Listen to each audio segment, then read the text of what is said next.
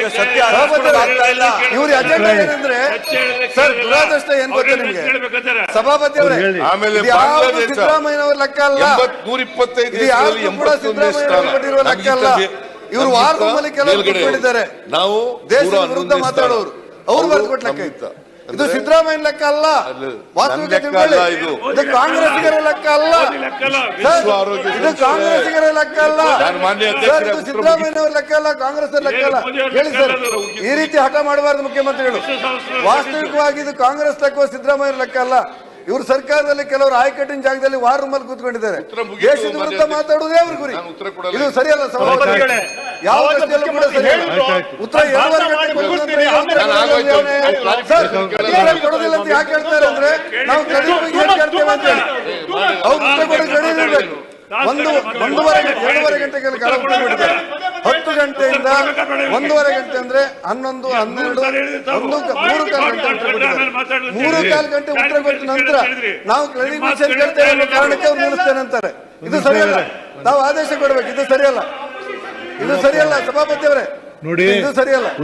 ಅವ್ರು ಏನ್ ಹೇಳ್ತಾರೆ, ನಾವು ಹೇಳ್ತಾ ಇರೋದು ಈ ರೀತಿ ಸತ್ಯ ಹೇಳಿದ್ರಿ ಅಸತ್ಯ ಹೇಳಿದ್ರಿ. ಒಂದ್ ನಿಮಿಷ ನಿಮಗೆ ಊಡ್ರಿ, ವಿಶ್ವ ಆರೋಗ್ಯ ಸಂಸ್ಥೆ ಲೆಕ್ಕ ಅಲ್ಲ ಇದು.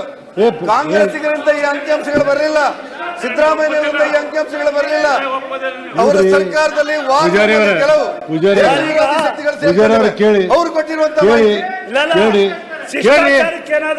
ಕೇಳಿ ಏನ್ ಮಾಡಂತೀರಿ ನನಗ, ಏನ್ ಮಾಡಂತೀರಿ ನನಗ? ಆಯ್ತು ಬಿಡಿ, ಅಡ್ಜಸ್ಟ್ ಮಾಡ್ತೀನಿ ಬಿಡಿ. ಏನ್ ಮಾಡ್ಬೇಕು? ನಾ ಏನೇನು ಬಾಯಿಗೆ ಹೋಗಿ ಹೊಲಿಗೆ ಹಾಕಲಿ ಅವ್ರಿಗೆ? ನೀವು ಹೋಗಿ ಹೇಳ್ಬಾರ್ದು ಅಲ್ಲಿ ಹೇಳ್ತೀನಿ, ಅಲ್ಲಿ ಕೇಳ ನೋಡಿ. ನಾ ಹೇಳ್ತೀನಿ, ಬೇರೆ ಹೇಳ್ಬೇಕಾಗತ್ತೆ ನಿಮಗೆ.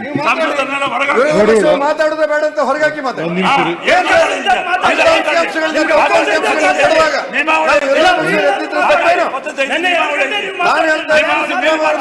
ಅಲ್ಲ ಅದು.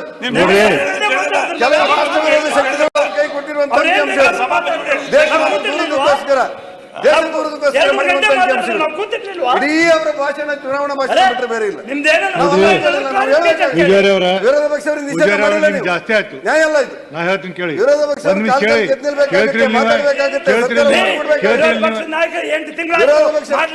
ಈಗ ಮಾಡಿದ್ದಾರೆ, ಏನ್ ಏನ್ ಬೇಕಾದ್ರೆ ಹೇಳಿ ನೀವು. ಮುಖ್ಯಮಂತ್ರಿ ಉತ್ತರ ಕೊಡ್ಲಿ, ನಾವು ಎಷ್ಟೊತ್ತಾದ್ರೂ ಕೇಳ್ತೇವೆ, ರೆಡಿ ಅವ್ರು ಈಗ ಕೊಡೋದಿಲ್ಲ ಅಂತ ಯಾಕೆ ಹೇಳುದಂದ್ರೆ ನಾವು ಕ್ಲಾರಿಫಿಕೇಶನ್ ಕೇಳ್ತೇವೆ ಅಂತ. ಈಗ ಆಯ್ತು, ಈಗ ಅವರು ಉತ್ತರ ಕೊಡೋದು ಅಂತ ಹೇಳಿದಾರೆ, ಮುಗೀತಿ. ನಾನು ಮುಂದಿನ ಪ್ರೊಸೀಜರ್ಗೆ ಹೋಗ್ತೀನಿ. ನೀವು ಇನ್ನು ಹೌದು, ನೀವು ಮಾಡ್ಲಿಲ್ಲ ರೀ, ಮಾಡುದು ನೀವೇನ್ ಬೇಕಾದ್ರೆ ಅಲ್ಲ. ಕೂಡ್ರಿ, ನೀವ್ಯಾಕೆ ಮಾತಾಡ್ತೀರಿ? ಬಿಡ್ರಿ, ನೋಡಿ ಒಂದ್ ನಿಮಿಷ ಫೀಲ್ಡ್ ಬಿಟ್ಟು ಕೇಳಮ್ಮ. ಫೀಲ್ಡ್ ಬಿಟ್ಟು ಹೊರಗವಾದ್ರೆ ಏನ್ ಮಾಡುದು? ಫೀಲ್ಡ್ ಬಿಟ್ಟು ಹೊರಗವಾದ್ರೆ ಏನ್ ಮಾಡುದು? ಭಾರತಿ, ಫೀಲ್ಡ್ ಬಿಟ್ಟು ಏನ್ ಮಾತಾಡ್ತಾರೆ ವೆಂಕಟೇಶ್ ಅವರು? ಸುಮ್ ಕೊಡಿ, ನೀವ್ ಯಾಕೆ ಅಲ್ಲಿ ಮುಖ್ಯಮಂತ್ರಿಗಿದ್ದಾಗ ಗೌರವ ಕೊಡಿ ಅಟ್ಲೀಸ್ಟ್. ನೀವು ನೋಡಿ, ನೀವು ಬರ್ಲಾರ್ದಾಗ ಹೌಸ್ ತಣ್ಣಗಿತ್ತು ನೋಡಿ. ಈಗ ನೋಡಿ, ನಾನು ಹೇಳ್ತೀನಿ, ಇಲ್ಲಿವರೆಗೆ 10ವರೆಗೆ ಸ್ಟಾರ್ಟ್ ಆಗೈತಿ, ಬರೆಯದಾಗಿದೆ.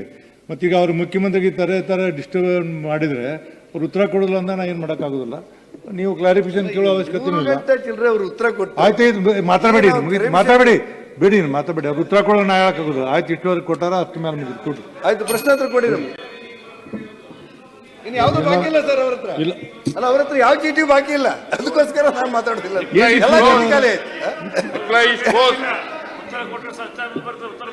ಸರ್ಕಾರದಿಂದ ಉತ್ತರ ಕೊಟ್ಟು ಆಗೋಯ್ತು.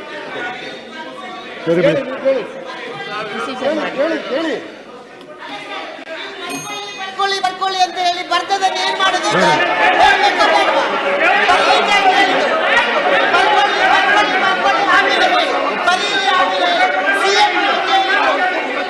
ಸಭಾಪತಿ ಅವರು ಉತ್ತರ ಕೊಡ್ತೇನೆ ಅಂತ ಹೇಳ್ತೀನಿ, ನೀವು ತೋರಿಸ್ಬೇಕು, ಅವ್ರು ಉತ್ತರ ಕೊಡ್ಬೇಕು. ನಾವು ಕೆರೆ ಮಿಸ್ಟೇಕ್ ನೀವು ಮತ್ತೆ ಹೇಳಿ, ನಾನು ಅಲ್ಲಿ ಇರ್ತೇನೆ. ಹೇಳಿದ್ದಾರೆ ಇಲ್ವಾ? ಇದೇ ಮನೆಯಲ್ಲಿ ಹೇಳಿದ್ದಾರೆ ಇಲ್ವಾ? ಸಭಾಪತಿ ಉತ್ತರ ಕೊಡಿಸ್ಬೇಕು, ನಾವಲ್ಲ. ಅಪೋಸಿಷನ್ ತಾಳ್ಮೆ ಇಲ್ಲ ಅವ್ರಿಗೆ. ಈಗ ನಾನೇನು ಹೇಳಿದೆ, ಅಲ್ಲ, ಅವ್ರು ಪ್ರಶ್ನೆ ಕೇಳ್ತಾರೆ, ಸರಿಯಾಗಿ ಮಾತಾಡಕ್ಕೆ ಅವ್ರಿಗೆ ಬಿಡ್ರಿ.